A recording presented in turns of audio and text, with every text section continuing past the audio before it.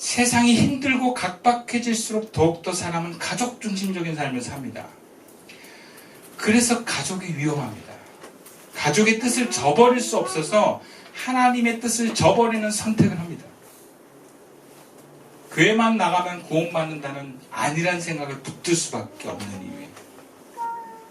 제자에게 가는 성도들에게 죽음과 같은 일은 고통스럽기 때문에, 그래서 가족의 유혹에 넘어간 사람들은 그 생명이 하나님과 멀어지면서도 그걸 잘 모릅니다. 끊어져 버린데도 계속 하나님을 붙들고 있어요. 얘들아, 우리가 죽지 않으려면 정신 차려야 돼요. 여러분, 가족이 나를 살리는 게 아닙니다. 하나님이 나를 살립니다. 물론 이것은 협박은 아니에요. 제자의 길을 가는 사람에게 오게 되는 유혹입니다. 그리고 그 길을 이겨내기 위한 권면의 말씀이지, 안 가면 죽는다, 이런 예수님의 위협과 협박이 아니에요.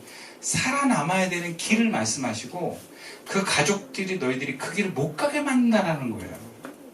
실제로 유대인들이 예수를 믿고 너무나 큰 반대에 부딪혀서 신앙을 포기하는 유대인들이 많이 있었습니다.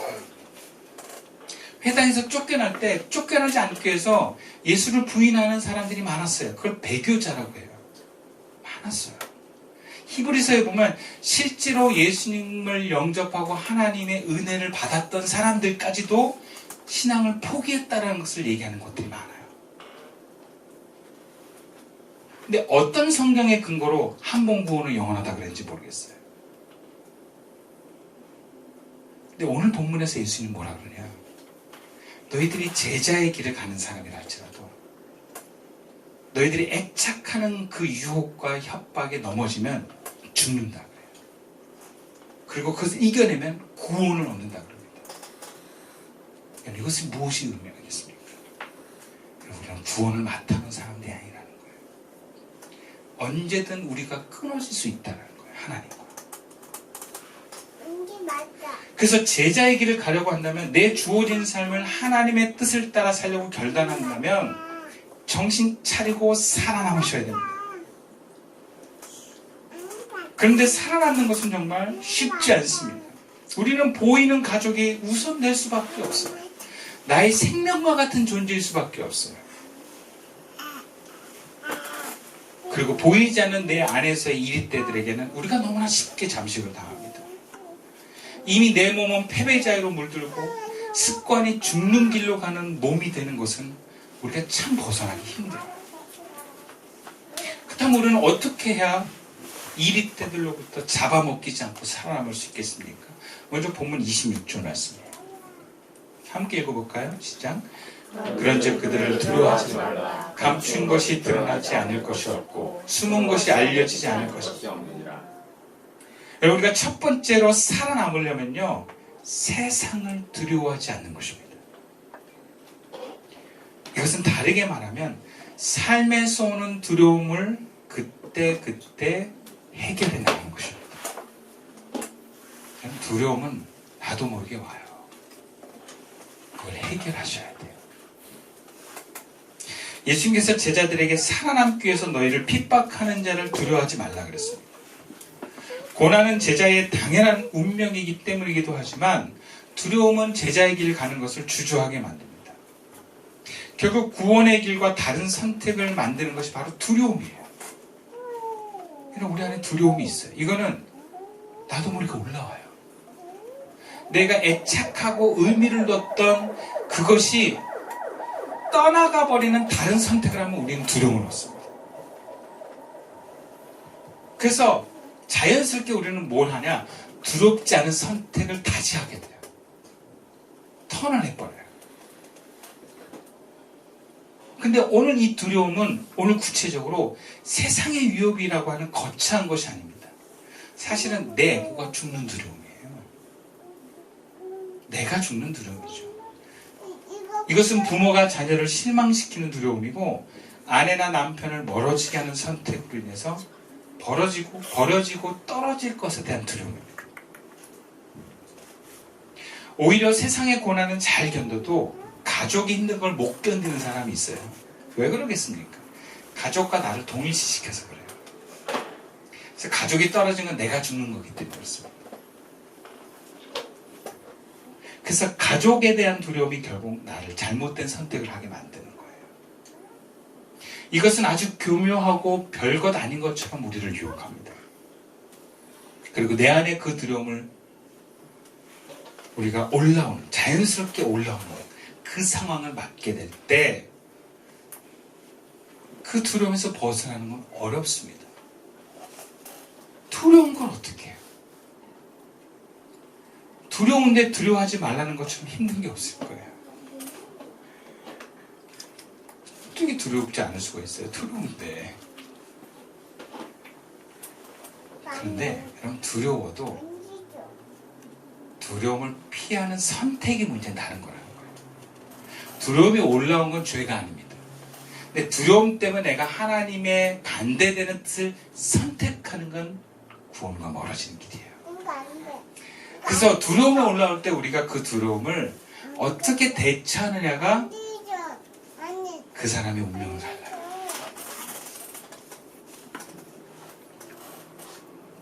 두려움이 오면 딱 잡으세요. 이게 내 안에 있는 거다. 내 안에 연약합니다. 그리고 하나님께 은혜를 구하세요. 하나님, 이 두려움 때문에 제가 하나님이 가라고 하는 그 길, 하나님이 하라고 하는 것을 못 하지 않으려고 합니다. 하나님 도와주십시오. 두렵습니다. 그러면 어느 날 두렵지 않은 날이 와요. 인정하고 은혜를 구하면, 그리고 버티면 언젠간 벗어납니다. 걱정하지 마세요. 우리 보고 두려움을 스스로 해결하는 게 아니에요. 우리는 인정하고 은혜를 구하는 것뿐이에요. 어저께도 한 성도가 제가 기억하기 예전에 그랬어요. 나는 다른 두려움 없는데 아내가 떠날 것에 대한 두려움이 있다. 늘 그게 나한테 걸렸다. 근데 기도하는데 오늘 그게 없어졌더라. 없더라는 거예요. 전혀 걸림돌이 되지 않는다는 거예요. 예를 들어서 기도 안에 들어가서 복음을 전하는데 아내가 가지마. 당신 가면 이혼할 거야. 근데 그래 갈 수 있는 그런 자유함이 있는 거죠. 그러니까 그 두려움이 없다는 건 그런 거예요. 선택의 자유함을 얻는 거예요.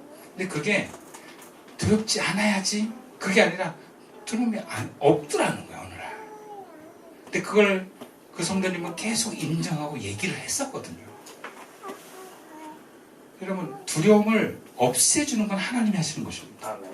근데 인정하는 건 우리가 하는 거예요. 여러분, 인정하십시오. 우리가 대단해서 하나님의 일을 감당하는 게 아니에요. 우리 모두 연약합니다. 우리 모두 두려움이 있어요. 그러나 그것을 인정하고 하나님께 내어놓으면 하나님께서 은혜를 부어줄 줄 믿습니다. 두 번째, 우리가 죽지 않고 살아남으려면 28절 말씀이에요. 함께 읽어볼까요? 시작. 몸은 죽여도 영혼은 능히 죽이지 못하는 자들을 두려워하지 말고 오직 몸과 영혼을 능히 지옥에 멸하실 수 있는 이를 두려워하라.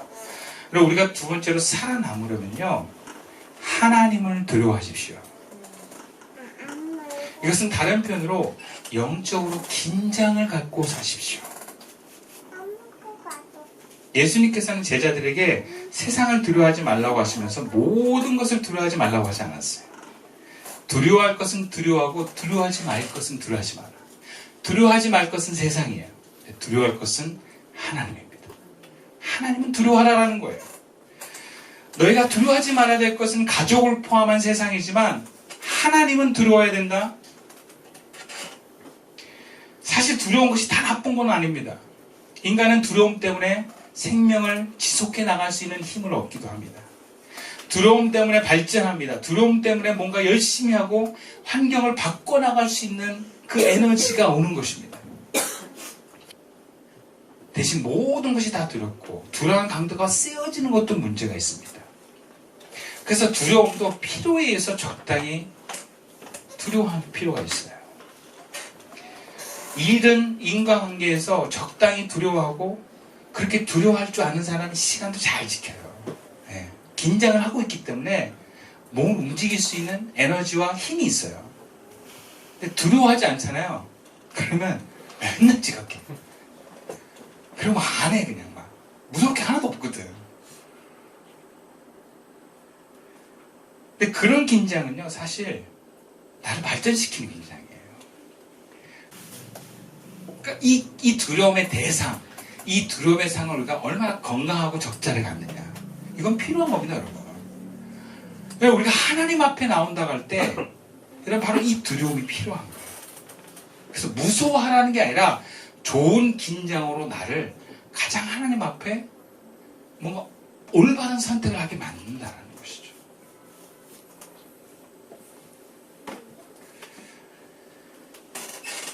근데 물론 이게 쉽지 않습니다. 가족을 멀리하고 내 건강을 멀리하고 내 안위를 멀리하는 것은 쉽지 않아요. 그럼에도 우리가 구원의 길을 선택할 수 있는 이 긴장이 있는 건 하나님을 두려워하기 때문입니다. 여러분, 하나님 두려워하십시오. 무서워하라는 게 아니라 그 두려움을 가지고 긴장하며 하나님 앞에 나아가십시오. 그게 여러분 살리는 것입니다. 우리가 하나님을 두려워한다는 것은 바로 영적으로 긴장하는 것입니다. 그럼 그것이 나를 살게 합니다. 나를 살게 해요. 창세기 3장에 보면 여자가 동산 중앙에 있는 열매를 보고 마음이 유혹이 옵니다. 근데 뱀이 이런 말을 해요. 너희가 결코 죽지 아니하리라. 오늘날 마귀는 광명의 천사로 가정해서 우리를 이렇게 미혹합니다. 너희가 결코 죽지 아니하리라. 그럼 광명의 천사가 뭐겠어요? 하나님이에요. 여러분 마음속에 하나님으로 가정해서 괜찮다고 얘기하시는 분이 그런 마귀라는 것을 아셔야 돼요. 여러분 성경 어디를 봐도 하나님 괜찮다는 얘기를 안 해요.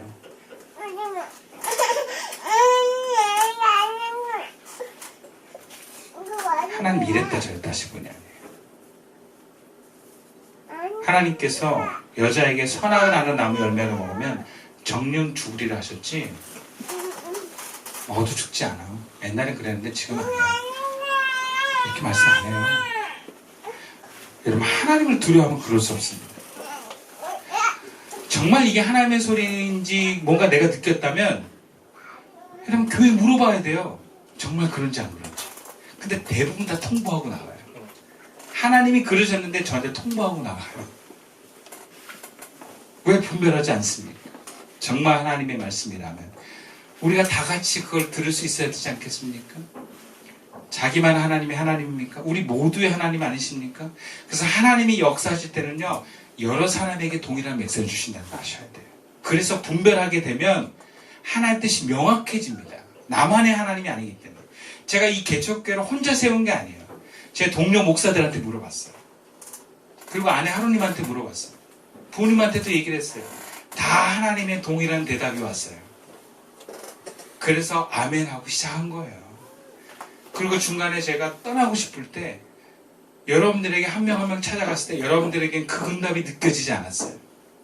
그래서 제가 그때 다시 마음을 고쳐먹은 거예요. 왜? 나만의 하나님이 아니고 우리 모두의 하나님이기 때문에 내가 이 교회를 떠나야 된다면 모두에게 말씀을 하셔야 된다. 근데 그렇게 느껴지지 않았어요. 그리고 제가 정말 그 말씀대로 이 교회에 남았을 때 하나님이 여러분 한 사람 한 사람에게 지금 있는 여러분들에게 임하시고 동일하게 역사하심을 경험했어요. 그러니까 교회가 내가 하나님의 뜻을 함께 듣습니다. 근데 교회를 무시하고 나는 하나님이 이랬으니까 나는 내 길 간다. 그냥 그거 되게 오만한 거예요. 하나님을 두려워하면 그럴 수 없습니다. 하나님을 두려워한다면 교회에 물어보십시오. 그러면 하나님은 개인의 하나님이기 전에 교회의 하나님이세요. 그러면 하나님이 왜 우리 교회를 소중히 여기겠습니까?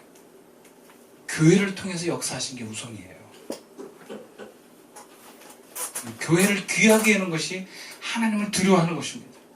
교회가 함께 예배드리는 것을 귀하게 여기는 것이 하나님을 두려워하는 것입니다. 여러분 긴장하십시오. 좋은 의미로 긴장하십시오. 그분은 나에게 생명을 주시는 분이에요. 그분은 나에게 정말 내가 생각지 못한 은혜와 복을 주시는 하나님이십니다. 그러나 그분을 함부로 대하면 안 돼요. 마지막 세 번째로 우리가 끝까지 살아남으려면 본문 38절 39절 말씀이에요. 또 자기 십자가를 지고 나를 따르지 않는 자도 내게 합당하지 아니하니라. 자기 목숨을 얻는 자는 잃을 것이요 나를 위하여 자기 목숨을 잃는 자는 얻으리라. 여러분, 내가 살아남고 죽지 않으려면 죽을 각오를 하셔야 돼요. 다른 표현으로 얘기하면 우리 자신의 애착을 내려놓아야 됩니다. 예수님은 제자들에게 자기 십자가를 지고 나를 따르라고 하시면서 목숨을 버리라고 하세요. 근데 목숨을 버리는데 얻는다는 것입니다. 이게 무슨 말이겠습니까? 여기서 버리는 목숨은 뭐고 얻는 목숨은 뭐겠습니까? 여러분, 여기서 우리의 모습을 봅니다. 우리는 살려고 합니다. 살기 위한 선택을 합니다. 근데 그 살려고 하는 중심에는 에고가 있어요. 그러니까 그 에고가 원하는 선택을 하는 것은 내가 살려고 하는 선택이에요. 근데 예수님이 여기서 죽으라고 합니다. 에고가 원하지 않는 선택을 하라는 거예요. 에고가 죽는 길을 가라는 것입니다. 그러면 너희가 산다라는 것입니다. 하나님과의 생명이 연결된다는 거예요. 그러나 에고가 원하는 선택, 내가 애착을 붙들고 있으면 죽는다 그래요. 하나님과 끊어진다는 거예요. 여러분, 우리는 끊임없이 살면서 내 애착을 내려놔야 됩니다.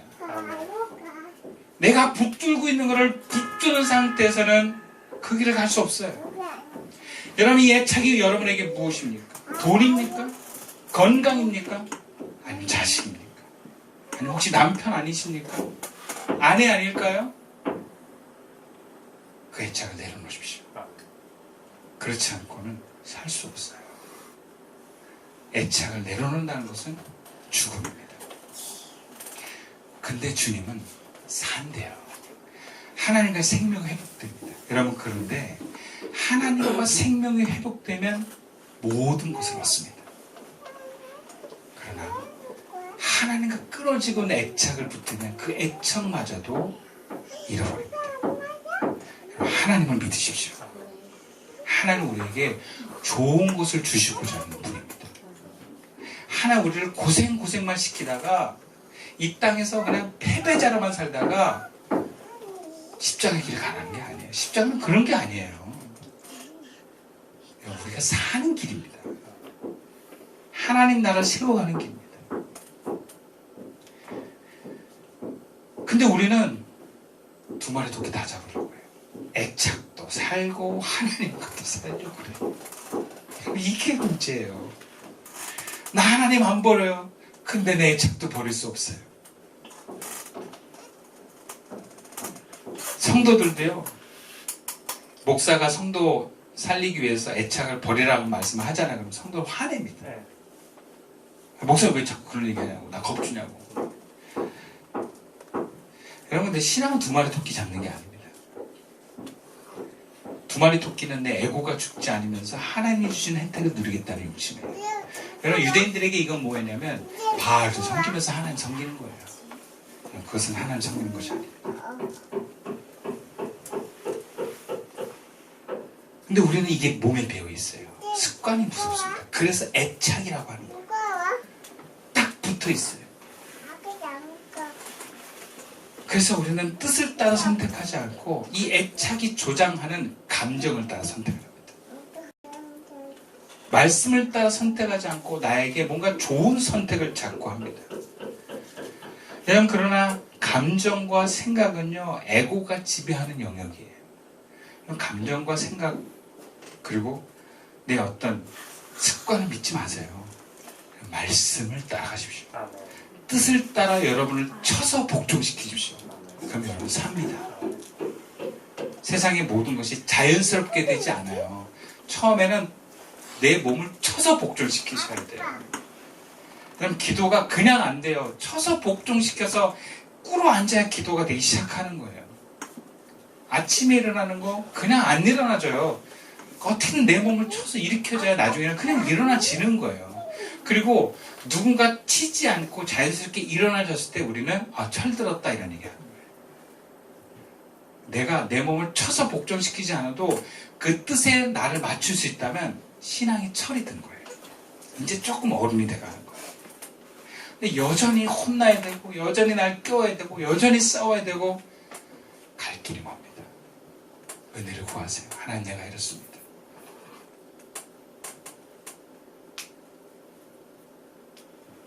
말씀을 따라 삽시다. 그래야 삽니다. 말씀을 마칠게요. 제자는 삶의 환경이 늘 그대로 있지 않습니다. 점점 더 어렵고 힘든 유혹의 환경이 옵니다. 그래서 제자는 늘 스스로 변하지 않으면 살아남을 수 없습니다. 옛날의 신앙으로 오늘을 대변하지 마세요. 우리는 환경을 탓하고 다른 사람을 탓하는 순간 이립대의 밥이 됩니다. 끝까지 살아남기를 원하십니까? 그러면 습관을 계속해서 바꿔가십시오. 더 나은 모습으로 변화하십시오. 늘 긴장감을 갖고 사세요. 더 하나님께 가까이 나아가기를 열망하십시오. 어제와 다른 오늘을 살아가기를 열망하십시오. 그러면 살아납니다. 그 삶이 영원토록 지속되어 하나님과 하나 되는 그 길까지 나아갈 수 있는 저와 여러분 될 수 있기를 주님의 이름으로 축원드리겠습니다. 기도드리겠습니다.